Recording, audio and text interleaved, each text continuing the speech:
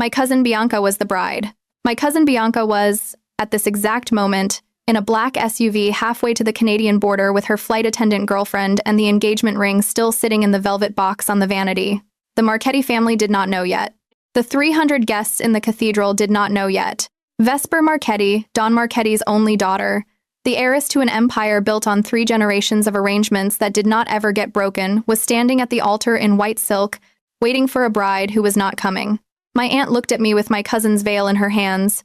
She said no one would know until after the vows. If you want to hear uncensored, too hot for YouTube stories, check out my Patreon in the description, tell us where you are watching from, and subscribe. The cathedral had been chosen for its acoustics. That was Aunt Marguerite's first mistake. Her second was trusting that I could not hear what was being said in the bridal suite when I walked back from the powder room with my hands still wet because the towel had been moved. I heard her say my cousin Bianca's name. Then I heard her say mine. Then I heard her say, in the precise quiet voice she used when she was issuing instructions she did not intend to repeat, the veil will cover her face for the procession, the kneeling, and the vows. By the time the priest asks her to lift it, the deal is already done. The deal. Not the marriage, the deal. Bianca had gone. She had been gone since 5 in the morning, in a black SUV with the flight attendant she had been quietly seeing for 14 months and had never told anyone about because the man on her father's side of the family was Salvatore Marchetti's oldest friend, and the engagement was the kind of arrangement Holloway women did not get to refuse. She had taken her passport. She had taken the cash from her father's safe. She had not taken the ring, which was now sitting on the vanity in the bridal suite as if she had wanted whoever found it to understand that she had thought about taking it and chosen not to. Aunt Marguerite needed someone to wear the dress. There were 5 Holloway women within 10 years of Bianca's age. 3 were already at the cathedral, seated with their husbands. 1 was 8 months pregnant and could not fit the corset. I was the 5th. I was 26 years old and a junior conservator at a private museum upstate, and I had taken the train down for my cousin's wedding because the family expected me there, and I had spent the last 3 days at this cathedral helping with the flower arrangements because Aunt Marguerite had run out of cousins to ask for the unglamorous parts. I was the same height as Bianca. I had the same dark hair. I had been told my entire life we looked enough alike to be sisters. Aunt Marguerite turned around when I came into the suite. She was still holding the veil. "Tess," she said. "No," I said. "It is the deal or it is a war. There are no other options." Bianca knew this. Bianca made her choice anyway. Ow. "It is not my deal. It is now." I stared at her. I stared at the dress on the mannequin. White silk and a cathedral-length train and 3,000 seed pearls, hand-sewn over 4 months. I stared at the veil. I thought about my cousin Bianca, who I loved, who had hugged me at our grandmother's funeral and told me she would have run if she could have. "Vesper Marchetti is going to lift that veil," I said. "Yes. And she is going to see my face. And she is going to know. Yes. And then she is going to do whatever Marchetti women do when they have been publicly humiliated by a Holloway. That is Vesper Marchetti's choice. The deal will already be signed in the eyes of the church and every guest in those pews. Whatever she decides afterward will be a private matter between 2 families. Private matters do not start wars.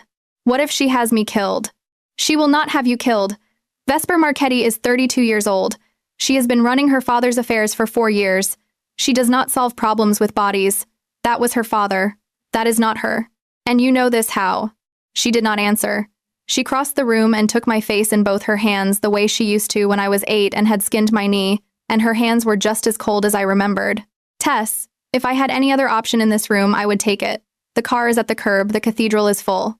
If word goes out that the bride is gone, the deal collapses, your uncle goes to prison, your cousins lose their houses, and Salvatore Marchetti, who is dying, will spend his last weeks watching his only child be punished for what a Holloway did. There will be a war, there will be bodies, yours and mine." I closed my eyes. I thought about Bianca, the 14 months of loving someone in secret. I thought about the small life I had built upstate that nobody had ever cared about enough to disturb, and I understood that this was the moment in which that life ended, regardless of what I did next. "Help me with the dress," I said. The dress fit. Of course it fit. The corset closed. The skirt fell.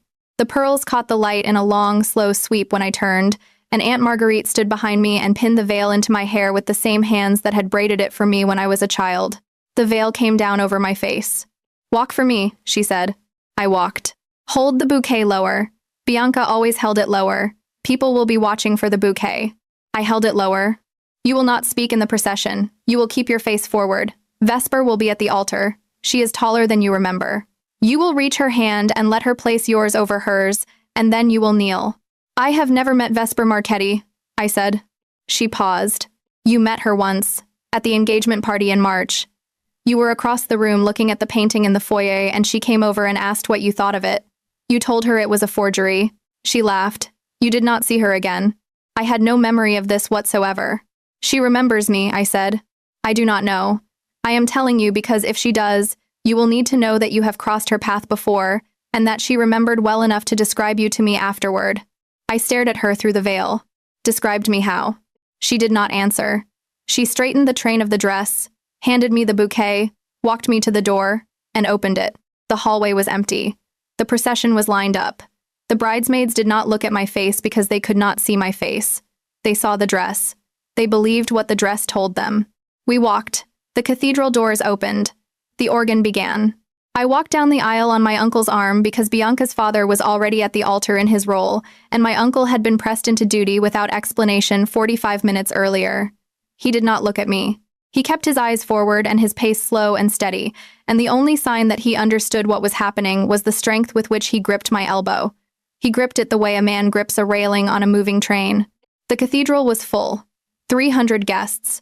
Marchetti side on the right, dressed in dark, formal wear and the controlled stillness of a family that had been to weddings as carefully as they went to funerals.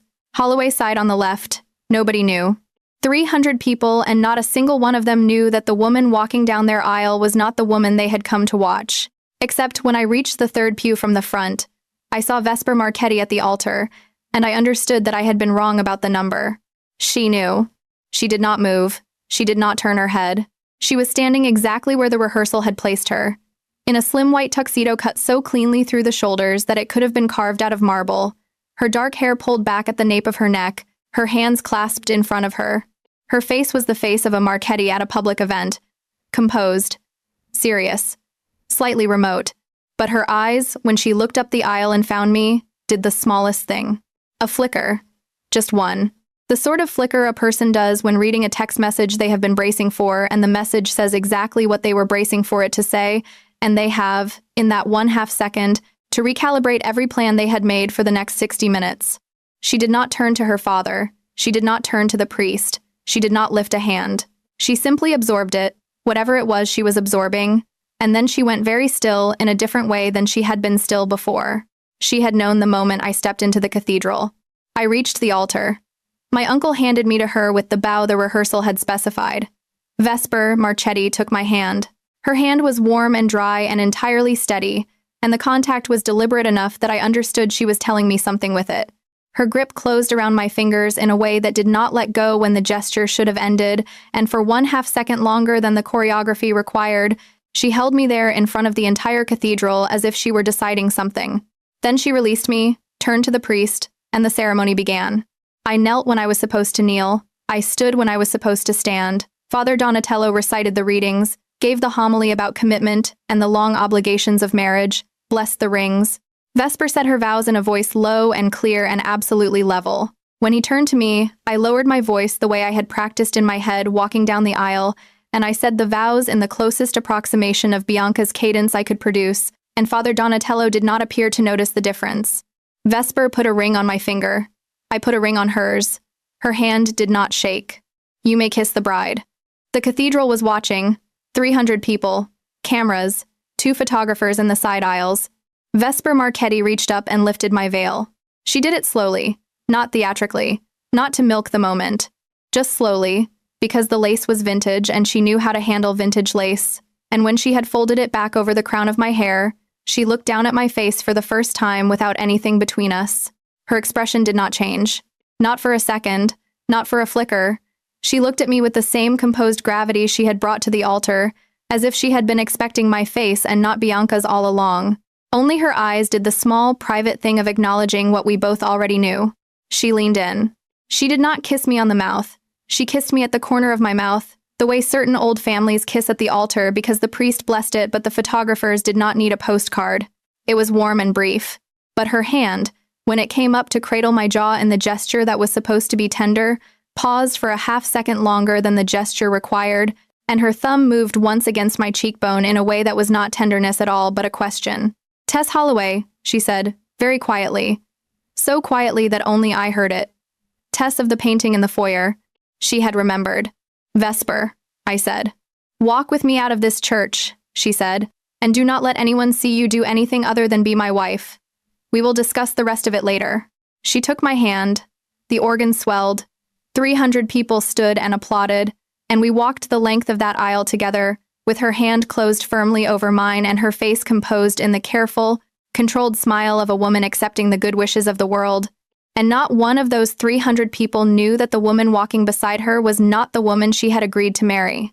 The reception was at the Marchetti compound upstate. We rode in the back of the same black car. The driver was a man Vesper called Rico. The privacy panel was up. The car was quiet. The seat between us was wide.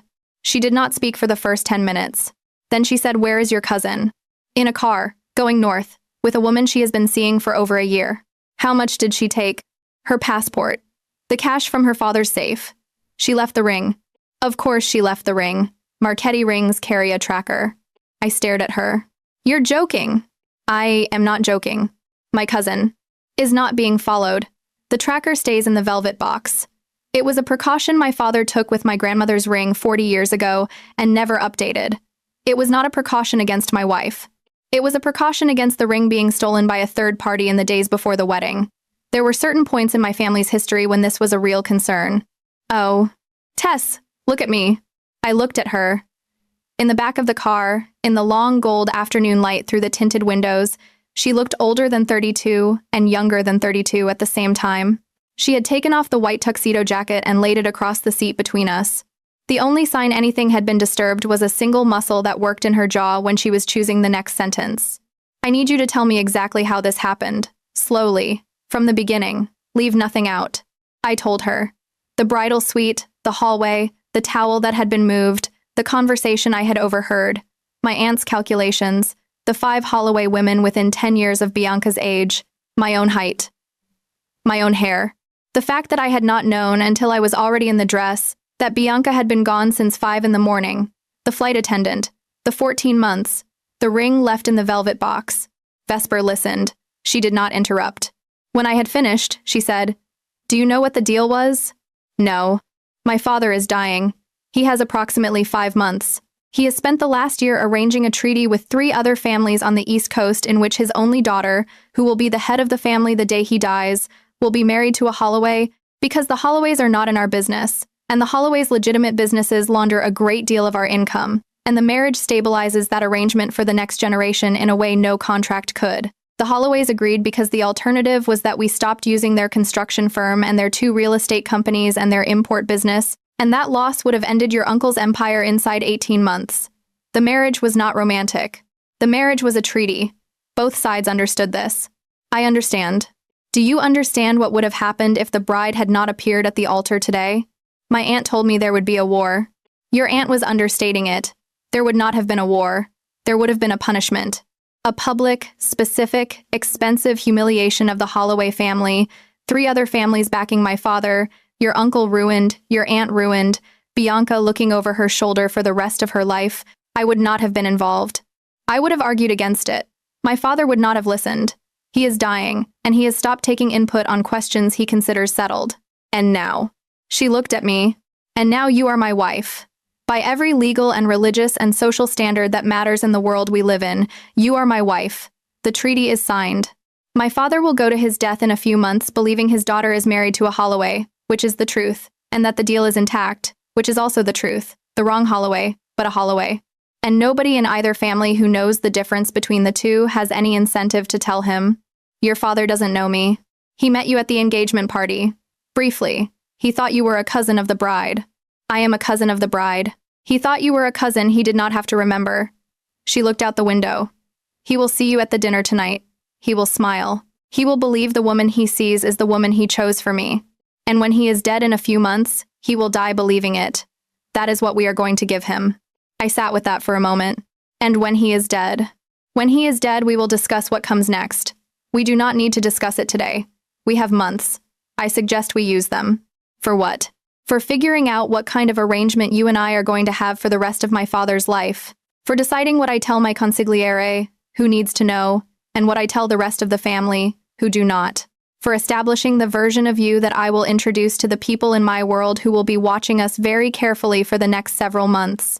For, and here she paused, making sure that my disappointment about your cousin does not become your problem. I looked at her. That is not your problem either, I said. You are entitled to be disappointed. You were promised a wife and you got the wrong one. Her jaw moved. I was promised an arrangement. I got an arrangement. The shape has changed. The arrangement is still the arrangement. You are not your cousin, Tess. I am not going to take out on you what your cousin did. That is not the kind of woman I am, and it is not the kind of marriage I am going to have. And if it is the kind of marriage you were expecting when you put on the dress this morning, you should disabuse yourself of that expectation immediately. What kind of marriage are you going to have? The kind that protects you, until we know what we are doing. The reception was on the lawn under a tent.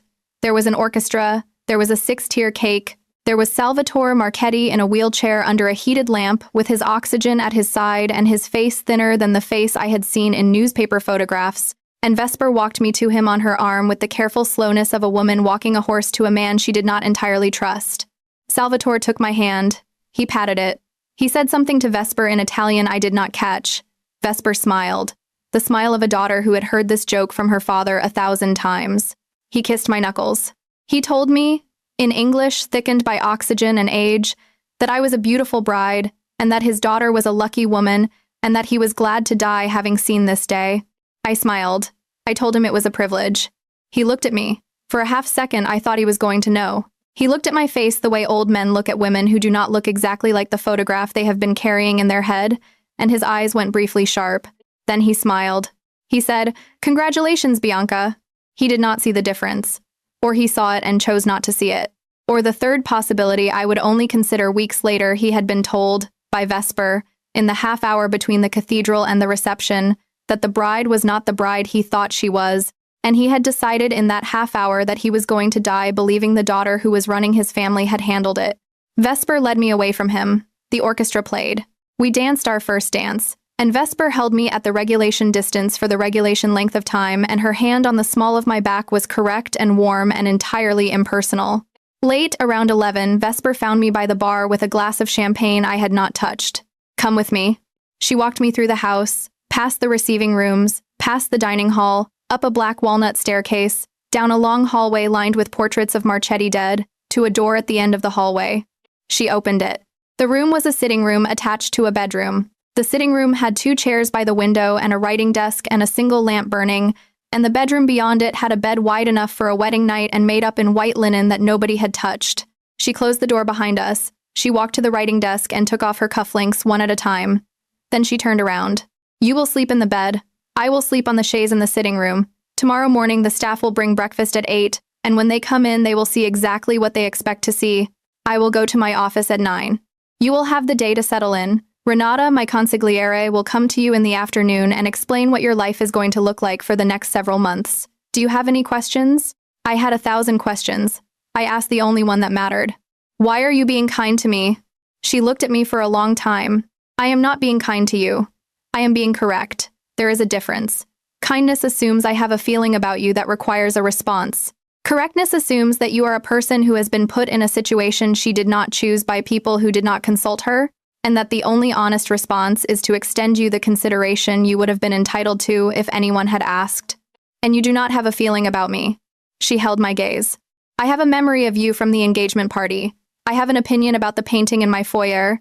I have a long evening behind me and a longer week in front of me. Whether I have a feeling about you, Tess Holloway, is not a question I am prepared to answer tonight, and it is not a question I am going to permit myself to answer until I am certain that whatever answer I give you will not be a function of the fact that you have been delivered to my house in a wedding dress against your will. That is the most carefully constructed sentence anyone has ever said to me. I am a carefully constructed person. Vesper. Yes. Thank you for not having me killed." The corner of her mouth moved. 1 millimeter.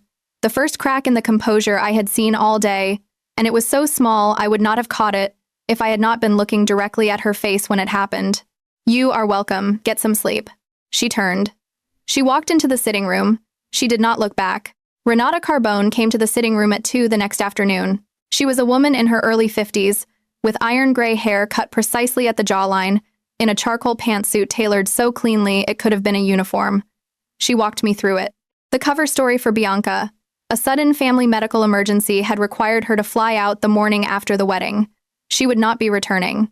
Eventually, in approximately 6 months, an announcement would be made about a marriage quietly dissolved due to incompatibilities, at which point the legal paperwork would be amended to reflect that the woman currently registered as Bianca Holloway Marchetti was in fact Tess Holloway Marchetti. My presence at the compound would be explained as Vesper's wife adjusting to a new life. My absence from my own job would be explained by a leave of absence I had already been written into. My belongings would arrive Friday. Vesper's father would be told nothing. Vesper's uncles, 3 of whom were senior in the family business, would be told nothing for as long as it was possible to tell them nothing. My role, I said, in all of this? Your role is to be Vesper's wife in public, to attend the dinners, the family events, the private parties at which you will be observed, to be intelligent and warm and visibly present at her side. In private, your role is whatever you and Vesper negotiate it to be. And what if Vesper and I do not negotiate well? Renata looked at me for a long moment. Tess. Vesper Marchetti is the most disciplined person I have ever worked with. She has been preparing to take over this family for 4 years. She has spent her entire adult life in service of obligations chosen for her by other people, and she has done so without complaining and without flinching. She did not expect to be given a wife. She did not choose. She has been given one regardless. She is going to handle that the way she handles everything, which is correctly. And she is going to be very, very careful with you. Do you understand? I am not sure. I am telling you that she has decided already, in the last 24 hours, that you are her responsibility now. And the thing about Vesper Marchetti is that when she takes responsibility for a thing, she does not let go of it. She will protect you. She will be patient with you. She will ask very little of you. And she will, almost certainly, never tell you any of this directly, because that is not how she communicates. You will need to learn to read her, or you will be very lonely in this house. How do I learn to read her? You watch her hands, you watch her jaw, you watch the half second before she answers a question. Vesper does not lie, but she does not always tell you the entire truth at the speed at which the truth is happening to her. Pay attention. She is worth paying attention to. You love her. Renata's face did not change.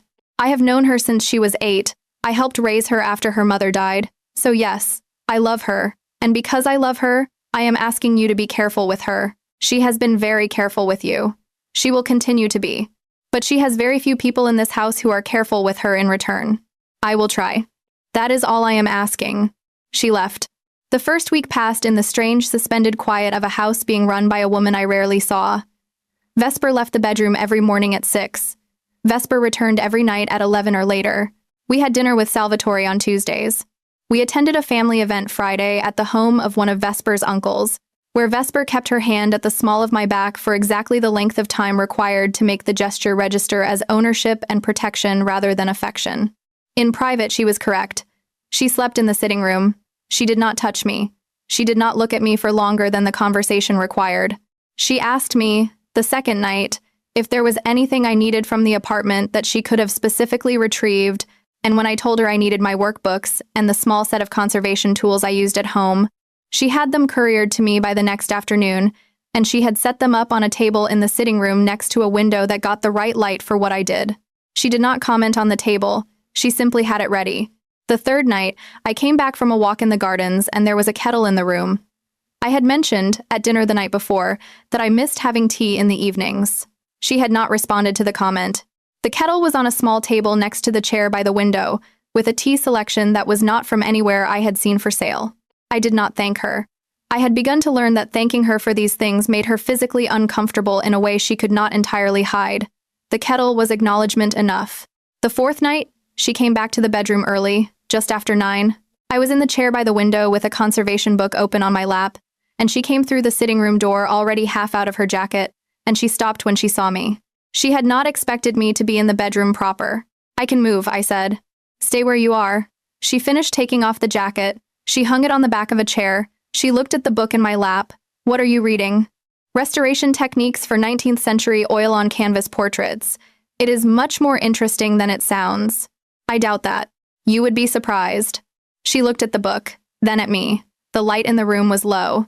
She had been working a long day, and the discipline that held her face together was visibly tired around the edges, and for the first time since the cathedral, I saw what Renata had told me to watch for. The half-second. The small movement of the jaw. She crossed the room. She stopped at the table where my conservation tools were laid out. She picked up one of the small brushes. She turned it between her fingers. You restored the painting in my foyer. I did not. You told me at the engagement party that it was a forgery. It is a forgery. It is on the wall of my foyer because my grandfather purchased it in 1964 believing it was a Caravaggio. He died believing it. My father knew it was a forgery and chose not to disturb the family story. I learned it was a forgery the day you told me at the engagement party because nobody in this family had ever called the question. I have not removed it from the wall because removing it would require explaining to my aunts a story comforting to them for 60 years, and I am not in the habit of disturbing the comforts of women in their 80s. I closed the book. I am sorry I told you. I am not sorry you told me. She set the brush back. I have been thinking about that conversation since March. I had not expected to think about it since March. I did, regardless. You said it was a forgery, and you said why, and you said it in the tone of a person who was not trying to impress me, and I had not been spoken to like that by a person at one of those parties in 5 years. Is that why you remembered me? It is part of why I remembered you. A silence. What was the other part? She looked at me for a long time.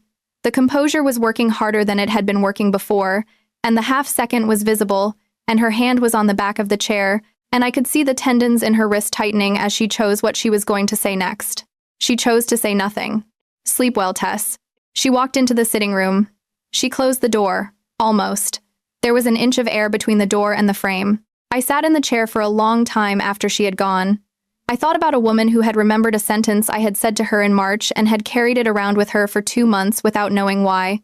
I thought about the kettle and the tools and the table by the window, and I thought about the half-second I had finally seen her give me, and I understood, with the particular clarity that comes only at 9 o'clock at night in a house full of strangers in a marriage you did not agree to, that I was going to be in trouble. Not in the way my aunt had warned me about, not in the way Renata had implied. A different way. The kind of trouble that does not begin with a war and does not end with a contract. The trouble was that I was beginning to like her. The trouble was that she had begun, somewhere in the days between the cathedral and the kettle, to like me back.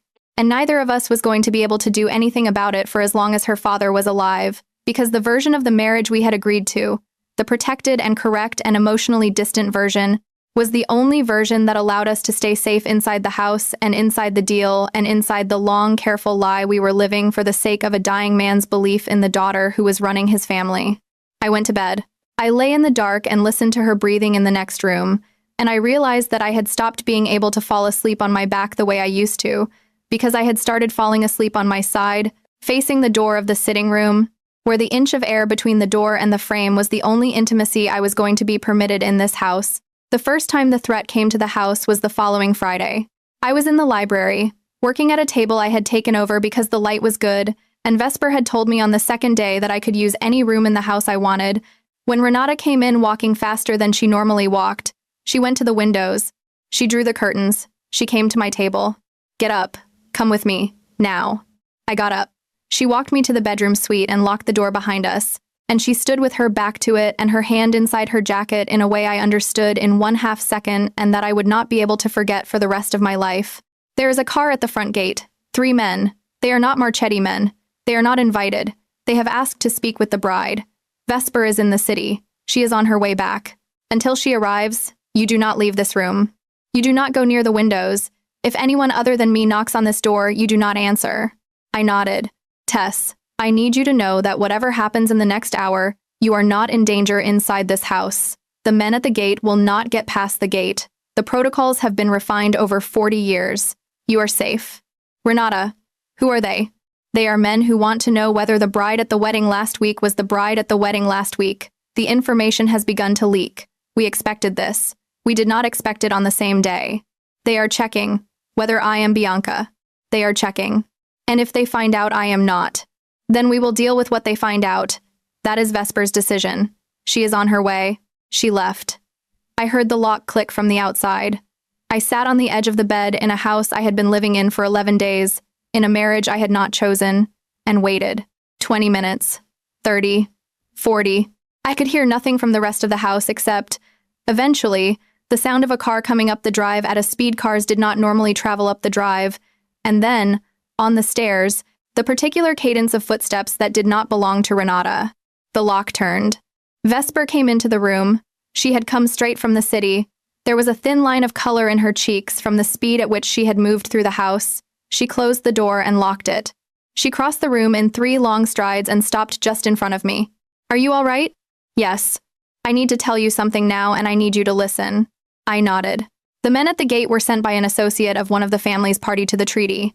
He has heard a rumor. The rumor is currently a question, and the question is whether the bride at the wedding was the bride who was contracted. He sent men to the house to ask.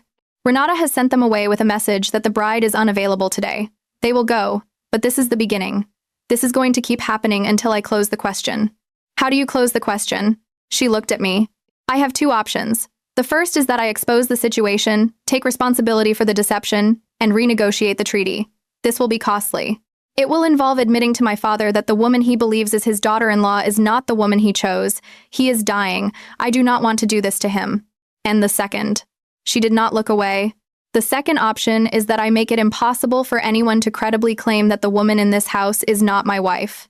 That I make the marriage real, in every sense that the world we live in cares about, and that I do so visibly enough that no further question can be asked. That I treat you, in front of every person who walks through my door, the way I would have treated the wife I chose. That you and I become, for as long as my father lives, the marriage everyone expected to see." "What does that mean?" "It means I am asking you to be my wife in more than name. Not in the way you are afraid I might mean. I am not asking for anything from you that you have not already agreed to give me, and I am not going to ask for more than you choose to offer. I am asking for visibility. For us to share a bedroom in fact and not in fiction. For the staff to see what the staff would see in any normal marriage. For me to be present in a way I have not been present for the past 11 days, because the absence has become a thing that the wrong people are beginning to notice. Vesper." She held my gaze. The composure was working as hard as I had ever seen it work, and the half-second was right there on her face. "Tess, I am not your husband, I am not your jailer. I am asking you to do something I do not have the right to require of you. If you say no, I will renegotiate the treaty. I will tell my father the truth. I will absorb whatever cost comes from that. But I am asking, because I think the cost of telling him the truth is going to be borne mostly by him, and he is dying, and I would like to give him these last months without the additional weight of believing that his last act for the family was a failure. And what is the cost to me? I do not know. I will not know until I am living it. But I will tell you what I do know. The cost to me is that I will spend the next several months in close proximity to a woman I have begun to find that I respect, and I will be required to behave in front of every person we encounter as if I have feelings for her that are appropriate to a wedding night, and I will not be able to behave that way in private without compromising the agreement we have already made about what this marriage is. That cost is going to fall on me, and I am willing to pay it, and I am telling you so that you understand that the cost is real." I looked at her. The room was very quiet. I thought about the 3 men at the gate. I thought about my cousin somewhere across the Canadian border with the woman she loved. I thought about Salvatore Marchetti in his wheelchair under the heat lamp, 91 years old and dying and proud. I thought about the painting in the foyer that had been a forgery for 60 years and that nobody had disturbed because the comfort of women in their 80s was worth more than the truth. I thought about Vesper, about the kettle, about the table with the right light, about the inch of air between the sitting room door and the frame. "Yes," I said. She did not move. "Yes to which part?" "Yes to all of it. The visibility, the bedroom, the cost. We will figure out the cost as we go." Her chest moved. One breath, deep and held. "Tess." "What?" "You should think about it longer than that." "I have been thinking about it for 11 days. She looked at me. "So have I." The silence that came after was the loudest silence of my life. She did not touch me. She did not move toward me. She held her ground in the middle of the room and looked at me, and I looked at her, and the half-second on her face stretched and did not close. And for the first time since the cathedral, I saw what was underneath her composure, and what was underneath it was not what I had expected. What was underneath it was a woman who had begun, in 11 days, to be afraid that she was going to fall in love with the woman in her bedroom, and who had been managing the fear with the only tool she had, which was distance. And distance was the thing she had just agreed to give up. She moved first. She crossed the room at a pace that would have looked unhurried to anyone watching, and she stopped at the door to the sitting room, and she said, without turning, I will give you the room to think. Knock when you are ready. She walked through. She closed the door behind her almost the entire way, but the inch of air remained, and I sat on the edge of the bed in the bedroom proper and listened to the small sounds of a woman in the next room who had just told me, in the most careful possible language, that she had been afraid of me for 11 days and had decided to stop. I did not need to think. I crossed the room in my own time. I knocked. She opened the door. She had taken off her shoes. Her shirt was untucked. Her hair was still pinned at the nape, and her face was the face she had brought to the altar, except that something in it had given up the work of pretending the day had not happened. I am ready, I said. She looked at me. She said, come in. The chaise where she had been sleeping was made up neatly. Her things were folded on the writing desk with the same precision she brought to everything. The lamp on the desk was burning the same low gold it had burned every night for 11 nights, and the sitting room smelled faintly of her, which I had begun to identify in the past week as bergamot and the cedar of the closet she used, and something underneath that was just her. I closed the door behind me. I said, I am not going to ask you to share a bed with me tonight if you are not ready to share a bed with me tonight. She looked at me for a long moment. She said, I have been ready to share a bed with you for 9 days. I have not been willing. There is a difference. I am willing now. I said, Vesper.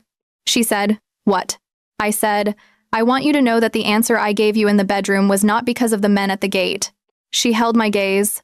She said, I know.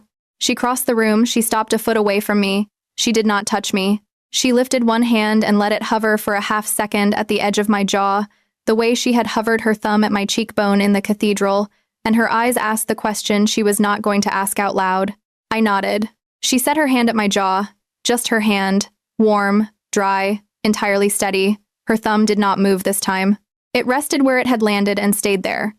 And I understood that she was teaching herself the geography of being allowed to touch me, one small piece of skin at a time, and that the lesson was going to take her the rest of the night. We slept in the bed.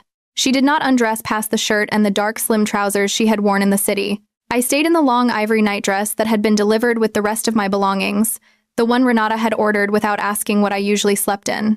We lay on opposite sides of the bed under the white linen, with a careful 8 inches of mattress between us, and Vesper Marchetti, who had spent 11 nights on a chaise that was 4 inches too short for her, fell asleep within 10 minutes. I lay awake for a long time and watched her breathe. She slept on her side, one hand tucked under her cheek the way children sleep, which I had not expected. She slept the way she did everything else quietly, with no wasted motion, with the kind of stillness that comes only from a person who has trained herself out of taking up unnecessary space. At some point near morning she shifted, and her hand came across the mattress and stopped at the 8-inch line we had silently agreed on, and stayed there. She did not cross the line in her sleep. Even unconscious, she held her ground. In the morning the staff brought breakfast at 8, and the bed was not touched on the chaise side, and the staff saw exactly what the staff was meant to see, and Vesper went to her office at 9. That was the beginning. The pattern over the following weeks did not look like the pattern of a marriage from the outside. From the outside it looked like a marriage. Vesper came home from the office at 7. We had dinner together in the smaller dining room, alone. With a candle the housekeeper insisted on lighting because the housekeeper was a woman in her 60s, who had decided early that we were a great love story and had begun to treat us accordingly. We talked about her day. We talked about the painting in the foyer, which I had begun, with her permission, to assess for proper removal because she had decided the comfort of women in their 80s was no longer worth the comfort of a forgery on her wall. We talked about my conservation work, which I had resumed remotely 2 weeks in, because she had arranged it with my museum without asking me first, and then apologized for the not asking the second she told me she had done it. In private, in the bedroom, the discipline held. She slept beside me. She did not reach for me. The geography of being allowed to touch me expanded one careful piece at a time, and she would not move past a piece of geography until I had given her something that read, in the small currency we had begun to use, as permission. Her hand at my jaw became her hand at my shoulder, became her hand at the small of my back when we were standing in the kitchen at midnight discussing whether the espresso machine had been calibrated correctly. None of it crossed into anything that would have required either of us to name what we were doing. The hardest scenes were the public ones. There was a fundraiser at a private museum in the city the 3rd week, 300 guests. Vesper in a dark suit, cut so cleanly it could have been carved out of marble. Me in a dress Renata had selected because Renata had decided, with the same quiet authority she brought to everything, that the woman who was Vesper Marchetti's wife in public was going to be dressed like a woman who had been chosen by Vesper Marchetti, and not like a woman who had been delivered to her in a wedding gown against her will. Vesper kept her hand at the small of my back through the whole evening. She introduced me to the men she did business with. She introduced me to the women they had brought with them. She held me at the elbow in the way certain women hold each other in those rooms, and she did it for so long that I understood she was telling the room something about me and that the room was hearing it. Late in the coat room, I caught her looking at me. She did not look away. I said, Vesper. She said, get your coat. I am taking you home. We did not speak in the car. Her hand was on the seat between us, and my hand was on the seat between us, and the small space between her palm and mine was the entire history of the last 3 weeks compressed into 4 inches of leather upholstery, and neither of us reached. She walked me up the staircase and down the hallway and into the bedroom, and she stood at the window for a long time with her back to me, and then she said, without turning, "Good night, Tess." I said, "Good night, Vesper." She walked into the sitting room. She closed the door, almost. The inch of air remained.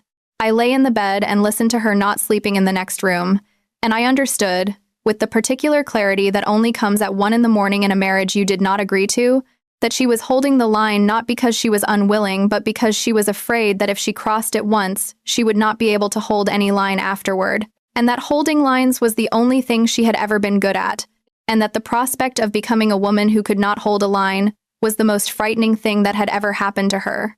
I did not knock that night. I did not knock the next night either. I let her come to it on her own time, because her time was the only time the thing was going to work, and we had agreed already that we had months. Bianca called the day after the fundraiser. I had been waiting for the call without knowing I had been waiting. The phone was a number Renata had given me on my first day in the house, a clean line that did not connect to any name, and that nobody at the compound could trace if I chose to use it for something I did not want traced. The phone had not rung in 3 weeks. When it rang, I knew before I picked it up. Tess. Bianca. You are alive. I am alive. A long silence.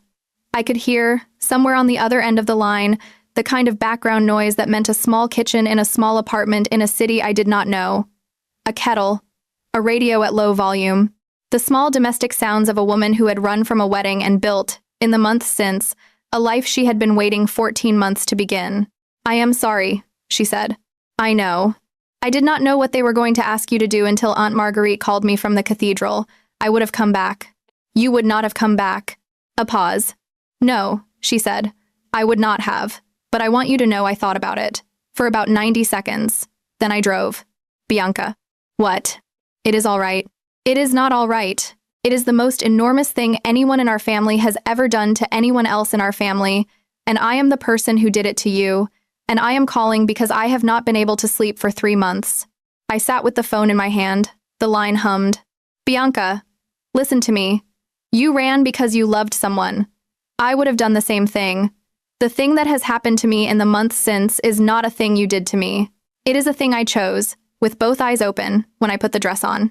I made my choice at the cathedral, and I have been making it every day since, and the woman I have made it with is a woman I would not trade for any other life I might have had. Do you understand? A long silence. Are you safe? She said. Yes. Is she good to you? Yes. Do you love her? Yes. Tess. What? Thank you. You do not have to thank me. You have to be happy. Be happy and we will be even. I am happy. Then we are even. She did not call again for a long time. When she did, much later, it was to tell me that she had married the flight attendant in a small ceremony in a city neither of us had ever been to, and that she had asked the photographer to take one picture for me, and that she had mailed the picture to a post office box Renata had set up on my behalf, and that she hoped I would keep it somewhere where I could see it. I keep it on the table by the window with the right light, where I work on the painting that is not a Caravaggio. Vesper has never asked me about the picture. Vesper, who notices everything, has decided that this picture is the one thing in this house that is mine and not hers, and she has left it there without comment for as long as I have lived in this room. That is the kind of woman she is. We kissed for the first time on a Tuesday. It was after dinner with Salvatore, which had been hard. He had been in pain. He had not eaten. He had said something to Vesper at the end of the meal in Italian that made her go very still in the chair beside me, and she had patted his hand and stood and walked us out of the dining room with the steady, professional grace I had begun to understand was the version of grief she allowed herself in the presence of staff. In the bedroom with the door closed, she stood at the window with her back to me for a long time. Her shoulders were carrying the day. I crossed the room. I stood behind her. I put one hand at her back, between her shoulder blades, where the tension had gathered. She did not turn. She said, "He told me he wanted to die before the leaves change." I said, "Vesper." She said, "He told me he wanted to die in the chair by the window in the library, and that he wanted me to be the one who closed his eyes, and that he wanted me to know that he was proud of me for the marriage even though he knew." I went still. She said, "He has known since the reception. He told me tonight. He has been letting us do this for him because he understood that we were doing it for him. And he wanted me to know before he died that he understood." I said, "Oh." She turned around. Her face was as composed as it had ever been, and her eyes were not. The half-second was on her face and it was not closing this time, and her hands were at her sides and her chest was moving with the careful, shallow breaths of a woman who had been managing grief inside her ribcage for hours and was very nearly out of containers. I lifted my hands to her face.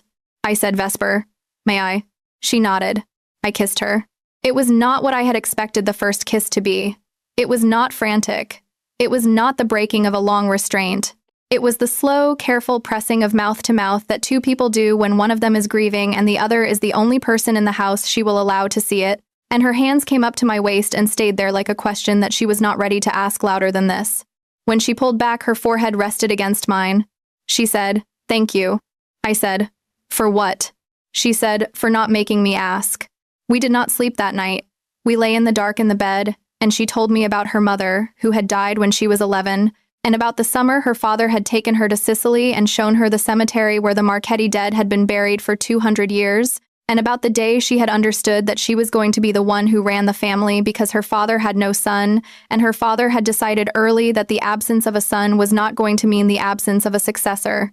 She told me about the cost of that decision, about the years she had spent learning to move through rooms full of men who had been quietly waiting for her to fail. About the discipline she had built around herself, because the discipline was the only thing that had ever protected her from the men who wanted her to fail. She told me near morning that she had not expected to want anything for herself in this life beyond the work. I told her I had not expected to want anything in this house beyond a quiet way out. We did not say any of the larger words. Neither of us was ready.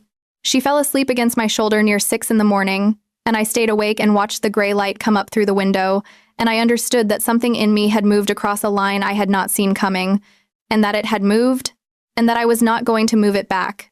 Salvatore Marchetti died 19 days later. He died as he had asked, in the chair by the window in the library, in the late afternoon, with the leaves on the trees outside, still mostly green, because he had asked to die before the leaves changed, and the leaves had cooperated by not yet changing. Vesper was the one who closed his eyes. I stood in the doorway because she had asked me to be in the room and I had not been able to step closer, and when she stood up from the chair, she crossed the room and stood in front of me with her face in the careful, composed configuration of a woman who had just lost the last living member of her immediate family, and I lifted my hand and set it at her jaw and held it there, and she did not move, and that was how we mourned him in the first hour. She did not cry that day. She did not cry the next day either. On the third day in our bedroom, after a long conversation with Renata about the funeral arrangements that had to be finalized by morning, she sat down on the edge of the bed and said, quietly, "I am going to need you to do something for me." I said, "Anything." She said, "I am going to cry now. I have been waiting until the arrangements were settled. Renata is downstairs. The staff is in the kitchen. I would like you to be the only person in the house who sees this. Will you stay?" I said, "Yes." I sat beside her. She put her face in her hands.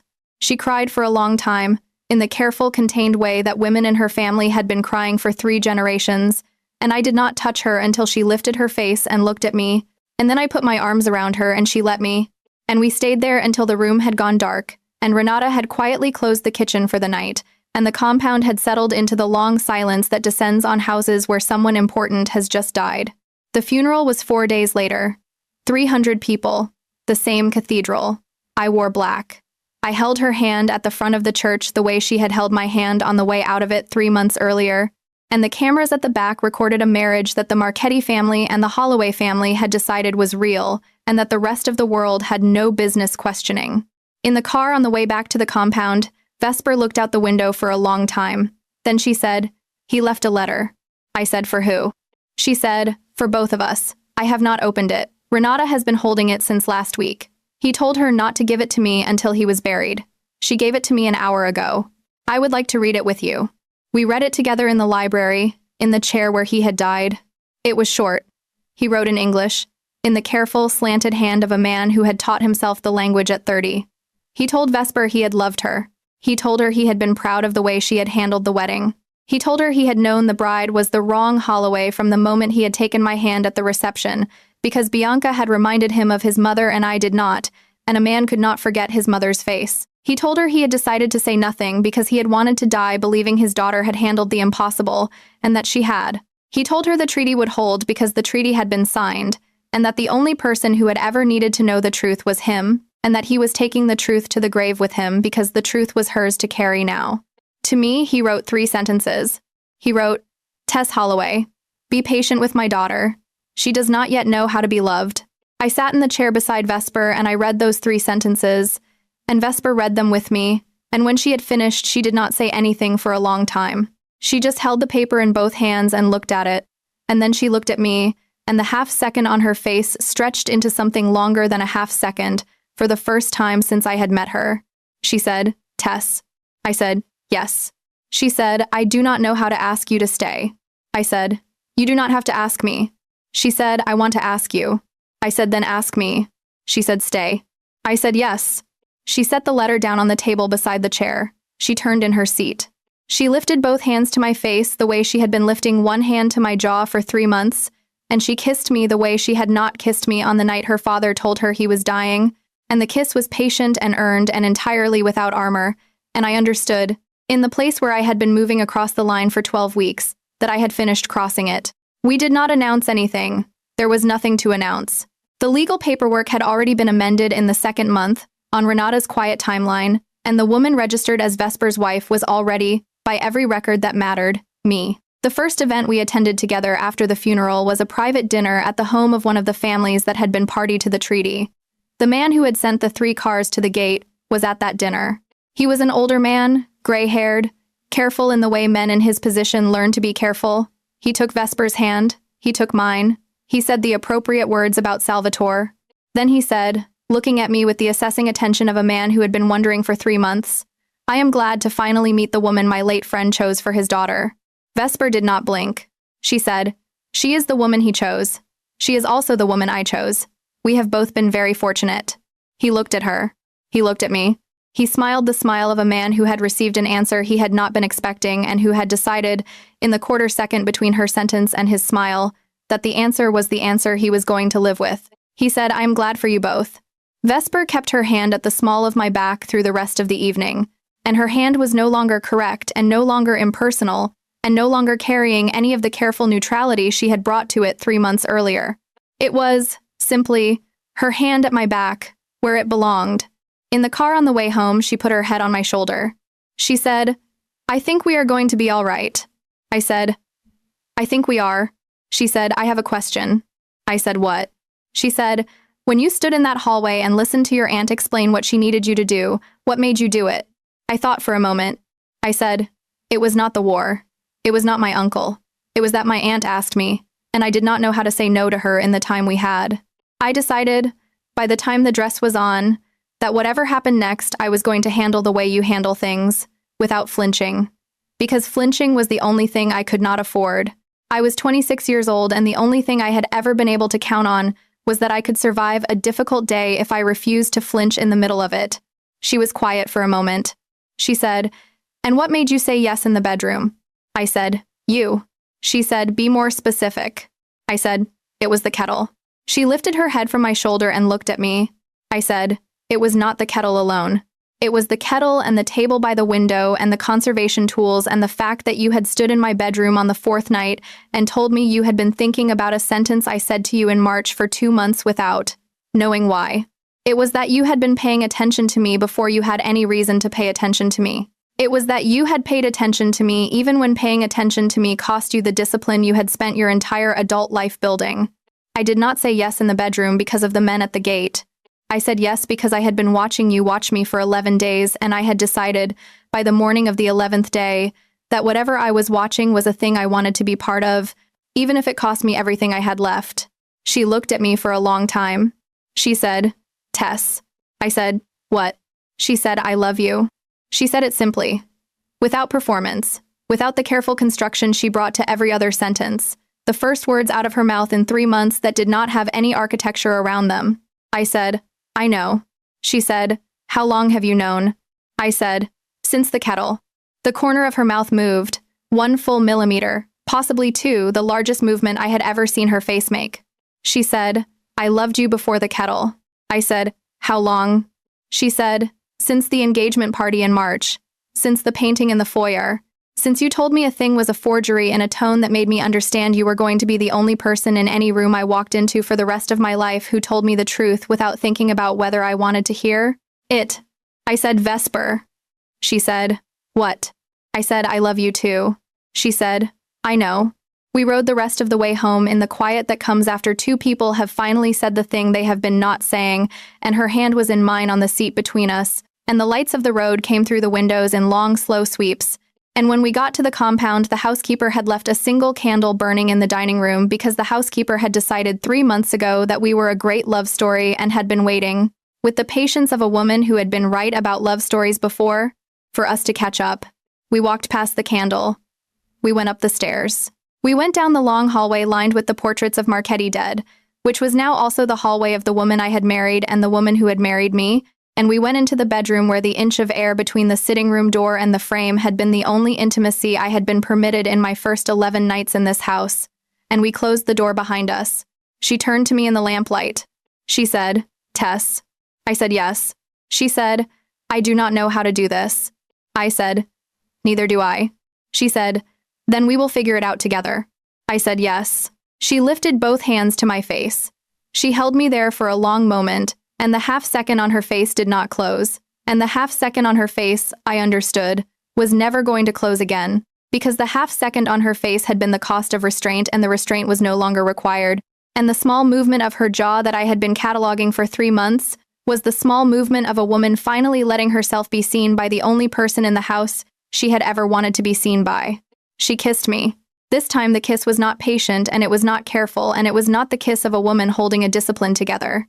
It was the kiss of a woman who had spent her entire adult life in service of obligations chosen for her by other people, who had been given a wife she did not choose, who had decided in the back of a black car 3 months earlier that she was going to protect that wife at any cost, and who had discovered, in the months since, that the wife had become a woman she had chosen for herself in every way that the word chose had ever meant anything. We did not sleep that night either. We stayed in the bed, we talked, we were quiet. We touched each other in the careful and unhurried way that 2 people touch each other on the night they have finally said the larger words. And we learned each other in the same patient cadence we had learned each other across 3 months of restraint, and the geography of being allowed expanded into the geography of being known. In the morning, the staff brought breakfast at 8. The bed was not touched on the chaise side. The chaise had been moved out of the sitting room 2 weeks earlier, by the housekeeper, on her own initiative, without either of us mentioning it. The staff saw exactly what the staff had been seeing for 3 months, except that what the staff was seeing now was the truth, and the truth was so close to what had been performed that nobody noticed the difference except the housekeeper, who set down the breakfast tray and looked at Vesper for 1/2 second and then looked at me and smiled the smile of a woman who had been right about love stories before and left the room. Vesper poured the coffee. She handed me my cup. The cup was the one I had been using for 3 months. The one with the small chip on the rim that the housekeeper had not replaced because the housekeeper had decided early that it was my cup and that any cup decided to be mine was not going to be replaced without my permission. Vesper had noticed the chip in the 2nd week. She had not commented on it. She had simply ensured, through whatever small instructions she gave to the household in the mornings I was not awake to overhear, that the chipped cup was always the one set at my place at breakfast. I had only realized she was the one doing it the previous month. She said, "I have to go to the office at 9. I said, "I know." She said, "I will be home at 7. I said, "I know." She said, "Tess." I said, "What?" She said, "I am glad you wore the veil." I said, "I am glad you lifted it." She kissed me at the corner of my mouth, the way she had kissed me at the altar 3 months earlier. This time the kiss was not for cameras. This time the kiss was not a question. This time the kiss was a small private gesture between 2 women who had built a marriage out of a deception and discovered, in the building of it, that the marriage was the truest thing either of them had ever signed her name to. She went to the office at 9. I sat at the table by the window with the right light, and I worked on the painting in the foyer, which I had decided to restore properly rather than remove, because the painting was a forgery, but the painting had been on the wall of this family's house for 60 years, and the family was now also my family, and there were certain comforts that did not need to be disturbed when a small, careful restoration could honor them instead. The picture from Bianca was on the corner of the table, in a small wooden frame I had bought myself in a shop 2 blocks from the museum. In the picture, she was smiling, the smile I had not seen on her face in our entire childhood, because nobody in our family had given her a reason to smile that smile until the woman beside her in the picture had. The woman beside her was beautiful. They were both beautiful. They had built, in the month since the cathedral, the life Bianca had been waiting 14 months to have, and the life looked like it was going to be a good one. I worked on the painting for 3 hours. She came home at 7. The candle was burning in the dining room, exactly where the housekeeper had left it the night before. She set her bag down on the chair by the door. She crossed the room. She kissed me at the corner of my mouth without saying anything, the way she had begun to kiss me whenever she came home, the way she would keep kissing me for the rest of our lives. The housekeeper had been right about us all along.